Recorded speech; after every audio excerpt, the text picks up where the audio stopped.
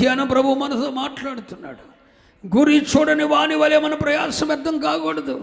పౌలయ్య గారు అంటాడు, గలతీయులకు రాసిన పత్రిక 1వ అధ్యాయం, గలతీయులకు రాసిన పత్రిక 2వ అధ్యాయం 2వ వచనం, దేవదర్శన ప్రకారమే వెళ్ళి తిని, అంటే నాకు ఒక దర్శనం ఉంది, ఆ ప్రకారమే వెళ్ళాను, మరియు నా ప్రయాసము వ్యర్థమవునేమో లేక వ్యర్థమైపోయినదేమో అని నేను స్తోత్రం చెప్పను. హల్లెలూయా. నా ప్రయాస వ్యర్థమైపోతుందేమో అని పౌలయ్య గారు ఫీల్ అయ్యాడు.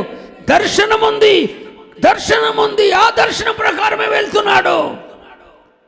కానీ ఎక్కడైనా ఆ ప్రయాస వ్యర్థమైపోతుందేమో అని భయపడ్డాడు. అదే గలతీ పత్రిక 4వ అధ్యాయం 11వ వచనం కూడా చూడండి.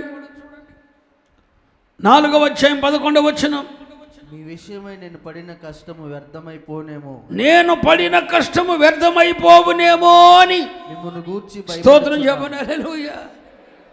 కానీ దాని కష్టం వ్యర్థమైపోతుందేమో అన్న ఫీలింగ్ ఎవరికి లేదు? ఈ తెలివి లేని నిప్పుకోడికి లేదు. నేను పడిన కష్టం వ్యర్థమైపోతుందేమో, గంటకు 70 కిలోమీటర్ల వేగంతో ప్రయాణము చేయగలిగిన కృపిచ్చాడు దేవుడు. కానీ పరిగెత్తుతున్నానే, కానీ నా పరుగు ఎందుకో నాకు అర్థం కాలేదు. నా పరుగు అంతా వ్యర్థమైపోతుంది. ఈ పక్షి అటండి 40 సంవత్సరాల నుండి 70 సంవత్సరాల వరకు బతుకుద్దట. ఎక్కువ కాలం బతికేది కూడా ఇదే భూమి మీద. ఎన్ని సంవత్సరాలు బతుకుద్దంటండి? సుమారు 70 సంవత్సరాలు బతుకుద్దండి పక్షి. దానికి ఆయుష్కాలం కూడా ఎక్కువ. మరి 40-70 సంవత్సరాల ఆయుష్కాలంలో 40 సంవత్సరాలకు పైగా బ్రతుకుతుంది, 70 సంవత్సరాల వరకు బ్రతుకుతుంది. మరి ఎంత ఆయుష్ దేవుడిస్తే మరి 40-70 సంవత్సరాల్లో ఎందుకు రోజు ప్రతి నిమిషం పరిగెత్తావు? ఎందుకంటే నీ పరుగు వలన ప్రయాస ఫలితం ఏమని దక్కిందంటే, తన ప్రయాస తన కష్టమంతా వ్యర్థమే. ఎడారుల్లో పరుగులెత్తింది, కానీ ప్రయాస వ్యర్థమే. వ్యర్థమైపోతున్నా కూడా దానికి ఏమి లేదు చెప్పండి, చింత లేదు. కానీ పౌలయ్య గారికి నేను ఎక్కడైనా పడిన ప్రయాస వ్యర్థమైపోతుందేమన్న చింత, నేను పడిన కష్టం వ్యర్థమైపోతుందేమో అన్న బాధ, భయం పౌలయ్య గారిని వెంటాడుతుండేది. అయినా ఒక మాట అన్నాడు, నేను దేవదర్శన ప్రకారమే వెళ్ళాను, దర్శనంతోనే వెళ్ళాను. అయినా ఒకవేళ ఎక్కడైనా వ్యర్థమైపోతుందేమో, నా ప్రయాస వ్యర్థమవుతుందేమో, నా కష్టం వ్యర్థమైపోతుందేమో అని భయపడ్డాడు. ఆఖరికి వ్యర్థమైందా? దశలోనికి పత్రిక వెళ్తే తన ప్రయాస వ్యర్థము కాలేదు అంటాడు. ప్రభువునందు పడిన ప్రయాస వ్యర్థము కాలేదు, ఫలితం పొందాడండి. సోదరుడా, సోదరి, నువ్వు బాగా కష్టపడుతున్నావు, నిప్పుకోడి కన్నా వేగంగా పరిగెత్తుతున్నావు, నిప్పుకోడి కన్నా అధికంగా ప్రయాసపడుతున్నావు, నీ శక్తిని కూడగట్టుకొని పని చేస్తున్నావు, ప్రయాసపడుతున్నావు. కానీ ఒక గురి లేకుండా, ఒక దర్శనం లేకుండా, ఒక సంకల్పం లేకుండా నువ్వు ప్రయాణం చేస్తున్నావు. ఆ ప్రయాణం వ్యర్థమైపోతుంది. దర్శనము లేకపోతే త్రోవ తప్పిపోతావు. గురి లేకపోతే నీ మార్గం తప్పుతావు. ఈరోజే నీ ప్రయాస వ్యర్థము కాకూడదు అనుకుంటే, నువ్వు తెలివిలేని నిప్పుకోళ్ళగా ఉండకూడదంటే, గురి చూడని వాని వలె పరిగెత్తవద్దని ప్రభు కోరుకుంటున్నాడు. గురితో పరిగెత్తమని ప్రభు కోరుకుంటున్నాడు. ఒక సంకల్పాన్ని కలిగి ప్రయాసపడమని ప్రభు చెబుతున్నాడు. ఒక గురి పెట్టుకొని పరిగెత్తమని ప్రభు చెబుతున్నాడు. అలా జీవించే కృప పరిశుద్ధాత్ముడు అనుగ్రహించునుగాక. గురి పెట్టుకో.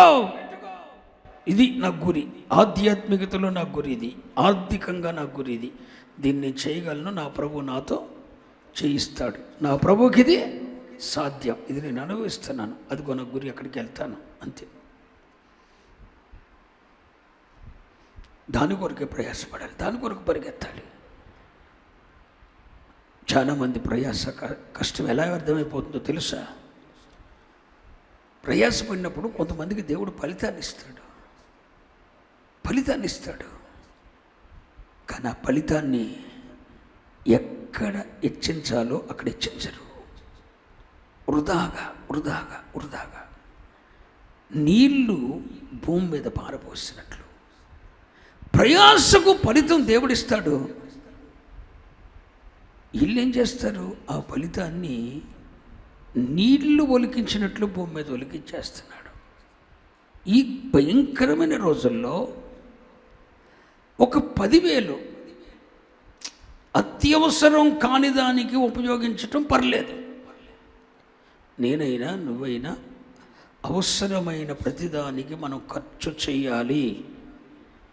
మన అవసరములన్నీ తీర్చుకోవటానికే దేవుడు మనకు ఐశ్వర్యాన్ని ఇచ్చాడు. సుఖముగాను నెమ్మదిగాను బ్రతుకటానికి దేవుడు ఐశ్వర్యాన్ని ఇచ్చాడు. పిసినారితనంగా బ్రతకమని దేవుడు చెప్పలేదు, సుఖంగా బ్రతకమన్నాడు. సుఖంగా బ్రతకటానికి ఒకటి దేవునికి మహిమపరచటానికి నీ ధనం ఉపయోగించాలి, నీ సామర్థ్యాన్ని ఉపయోగించాలి. 2 నీ సుఖం కొరకు ఉపయోగించాలి, ఇతరుల మేలు కొరకు ఉపయోగించాలి. మరి ఎక్కడైనా హలో, ఎక్కడైనా నీ కష్టానికి దేవుడు ఫలితం ఇచ్చాడు. నీవు ఒక నుప్పుకోడివై ఆ ఫలితాన్ని వ్యర్థం చేస్తున్నావేమో, నీళ్లు ఒలికించినట్లు భూమి మీద ఒలికిస్తున్నావేమో. త్రాగుబోతుల విందులో ధనాన్ని, నీ ఫలితాన్ని ఖర్చు చేస్తున్నావేమో. అది నీకు అవసరం కాదు. అనవసరమైన దాని కొరకు నీళ్లు ఒలికించినట్లు ధనాన్ని ఒలికిస్తే, ఈ కొంచెములో నమ్మకంగా లేకపోతే ఎక్కువ దేవుడు నీకు ఎందుకు ఇస్తాడు? 10 లక్షలు ఉపయోగించే సామర్థ్యత నాకు లేనప్పుడు 10 కోట్లు ఎందుకు ఇస్తాడు ఆయన? 10 లక్షల్లోనే నీళ్లు ఒలికించినట్టు భూమి మీద ఒలికించి పారేశాను. దేవుడు 10 లక్షలు ఇచ్చాడు, వ్యర్థంగా వాడేశాను దాన్ని. ఈ నమ్మకస్తుడు కాదు. ఈ కొంచెంలోనే నమ్మకస్తుడు కానాడు. నేను ఎక్కువ ఇస్తే ఎందుకు నమ్మకం ఉంటాడు? ఒక తలాంతి ఇస్తేనే వీడు ఇలా చేశాడు, నేను 10 ఎందుకు ఇస్తాను? దేవుడు నమ్మకత్వాన్ని కోరుకుంటున్నాడు. నీకివ్వబడిన తలాంతులు, నీకివ్వబడిన ఫలితం, నీకివ్వబడిన నీ ప్రయాసపడ్డావు, ఫలితం వచ్చింది. వ్యవసాయం చేసావు, 10 లక్షల రూపాయలు వచ్చాయి. వ్యాపారం చేసావు, 25 లక్షల రూపాయలు ఇన్కమ్ వచ్చింది. దాన్ని ఎక్కడైనా అనవసరమైన చోట నీళ్లు ఒలికించినట్లు ఒలికిస్తే, వృధా చేస్తే, వ్యర్థం చేస్తే, ఆ రోజుతోనే దేవుని ప్రణాళికలను తొలగిపోతాం. సామర్థ్యం ఇచ్చిన దేవుడే, తలాంతి ఇచ్చిన దేవుడే మరలా తిరిగి తీసేసుకుంటాడు. కన్ఫర్మ్ అది. అందుకనే మనం తెలివిలేని వారిలాగా ఉండకూడదు. దేవుడు మనకిచ్చింది ఫలితం, కష్టపడితే ఇచ్చింది అది. రాత్రింపవళ్ళు పరుగులెత్తితే వచ్చిన ఫలితం అది. నీ రూపాయి చూసినప్పుడు, దేవుడు నీకు ఇచ్చిన ఫలితాన్ని చూసినప్పుడు, 20 సంవత్సరాల దాంపత్య జీవితంలో, 10 సంవత్సరాల దాంపత్య జీవితంలో దేవుడు నీకు ఇచ్చిన ఆస్తిని, పిల్లలు, వారిని పాడైపోవాలని కోరుకోకూడదు. వాళ్ళని ప్రయాస, నువ్వు కష్టపడితే, రాత్రింపవళ్ళు చెమటోరిస్తే, శక్తిని కూడగట్టుకొని చేస్తే నీకు వచ్చింది ఆ 1,00,000, ఆ 10,000, 5,000, ఆ 12,000 రూపాయల జీతం. దాన్ని నీళ్లు ఒలికించినట్లు వ్యర్థమైన చోట ఒలికించకూడదు. నీ స్థాయికి తగ్గట్లు బజారులో 10 రూపాయలు ఇడ్లీ తింటే అంతే, హోటల్కి వెళ్ళి 500 రూపాయలు ఖర్చు పెట్టిన అదే ఇడ్లీ. నీళ్లు ఒలికించినట్లు ఒలికించొద్దు. దేవుడు నిన్ను అడుగుతాడు, నేను ఇచ్చిన ఫలితాన్ని నువ్వేం చేసావని అడుగుతాడు. వ్యర్థం చేసావా అని అడుగుతాడు. నీ కష్టం వ్యర్థం అయిపోయిందా? వేశ్యల వడిలో పెట్టావా? వాడు చచ్చిపోతా కూడా ఏంటండి, సెకండ్ సెటప్కి అకౌంట్లో డబ్బులు డ్రా చేసి చచ్చిపోయాడు అంటాడు. అట్టంటుడు అనుకోవాలండి. నాకు తెలిసినోడే. అయ్యగారు నువ్వు ఇచ్చిన బైబిల్ తప్ప నా దగ్గర ఏం మిగలలేదు అయ్యగారు అని చెప్పేసి కోట్లు సంపాదించినాడు. కరోనా టైంలో కోట్లు సంపాదించినాడు. నువ్వు ఇచ్చిన బైబిల్ తప్ప నాకేం మిగలలేదు అయ్యగారు అని చెప్పి చచ్చిపోతా కూడా సెకండ్ సెటప్ దాంట్లో 80,000 ఎట్ట డబ్బులు వేసి చచ్చిపోయాడండి. తర్వాత అకౌంట్ డీటెయిల్స్ తీస్తే ఆ తల్లి. మరి అడుగుతున్నా, ఇది వ్యర్థం కాదా? ఈ ప్రయాస వ్యర్థం కాదా? అలా ఎంత వ్యర్థమైపోతుంది నీ కష్టం? వృధాగా ఎంత ఖర్చు చేస్తున్నా? 10 రూపాయలతో పోయేదాన్ని 100 రూపాయల వరకు చేస్తున్నావు. అవసరమా? దేవుడు నిన్ను ప్రేమించి నిన్ను ఒక రాజుగా చేసే కాలం వస్తుంది. నీ కొరకు సింహాసనం సిద్ధపరచబడింది. నీ కొరకు ఫరో రథములు సిద్ధపరచబడ్డాయి. నీ కొరకు అదుగో ప్రశస్తమైన వస్త్రం, రాజకిరీటం, ఫరో బంగారం, ఫరో రథం, ఫరో సింహాసనం నీ కొరకు సిద్ధపరచబడింది. యోసేవా, అప్పటి వరకు వెయిట్ అండ్ సీ. కనిపెట్టు. నీవు రథాన్ని ఎక్కనవసరం లేదు. ఫరో రథం నీ కొరకు వస్తుంది. దేవుడిని నెచ్చించే సమయం వచ్చింది. నేను మహారాజును చేసే సమయం వచ్చింది. ఆ రోజు దేవుడు నిన్ను చేస్తాడు, మహారాజుని చేస్తాడు. బెంజ్ గారు కాకపోతే దాని తాత, దాని అమ్మమ్మ కూడా వస్తాడు. ఆ టైం వచ్చినప్పుడు రాదా వస్తాడు. ఆడి వస్తుంది, దాని తాత వస్తుంది. నీ కొరకైన రథం సిద్ధపరచబడింది. Wait and see, wait and see. కనిపెట్టంతే.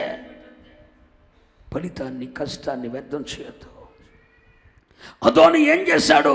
తన సింహాసనం తానే సిద్ధపరచుకోవాలని చూశాడు. దావీదునకు వ్యతిరేకంగా తన రథాన్ని తనే కట్టుకున్నాడు. తన సింహాసనం తనే చూసుకున్నాడు. అదోనియా నిలిచిందా? ఒక్కరోజు కూడా పరిపాలన లేదు. తన కొరకు తాను సింహాసనం నిలుపుకున్నాడు.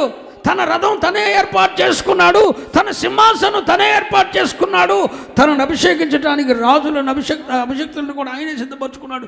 కిరాయిచ్చి ఒక్కరోజు కూడా సింహాసనం చేయలేదు. కష్టం వ్యర్థమైపోయింది. తన రథం తను సిద్ధపరచుకున్న వాటి రథం నిలవలేదు.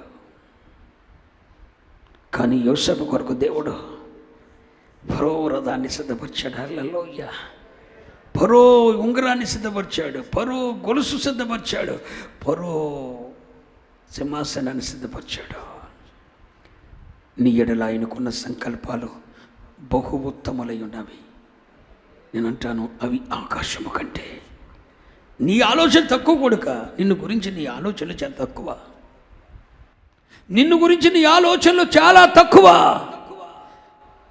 నీ ఎడల దేవునికి ఉన్న ఉద్దేశాలు, ఆలోచనలు అవి ఆకాశము కంటే ఎత్తుగా ఉన్నవి. నువ్వు అడిగింది ఇంతే, కానీ దేవునికి ఇవ్వబోతున్నది చాలా. ఆయన ఇచ్చే వరకు నువ్వు వెయిట్ అండ్ సీ. హల్లెలూయా. చెప్పండి హల్లెలూయా. నీ కష్టం ఎక్కడ వ్యర్థమవ్వకూడదని దేవుడు కోరుకుంటున్నాడు. చేతులు దండం పెట్టి మీ పాదాలు కడుగుతూ ఈ మాట చెప్తున్నా, నీ రూపాయి ఎక్కడ వ్యర్థం కాకూడదు. యేసు నామములో నీ ప్రతి రూపాయి మీద ఆమోద ముద్ర వేయాలి. యేసు నామములో నీ ప్రతి రూపాయి మీద దేవుడు ఆమోద ముద్ర వేయాలి. అది న్యాయ వృత్తికి సంబంధించిన వాళ్ళు తినకూడదు. అది వడ్డీల వారు తినకూడదు. అది వ్యర్థమైపోతుంది. అది అన్యాయానికి ఉపయోగించకూడదు.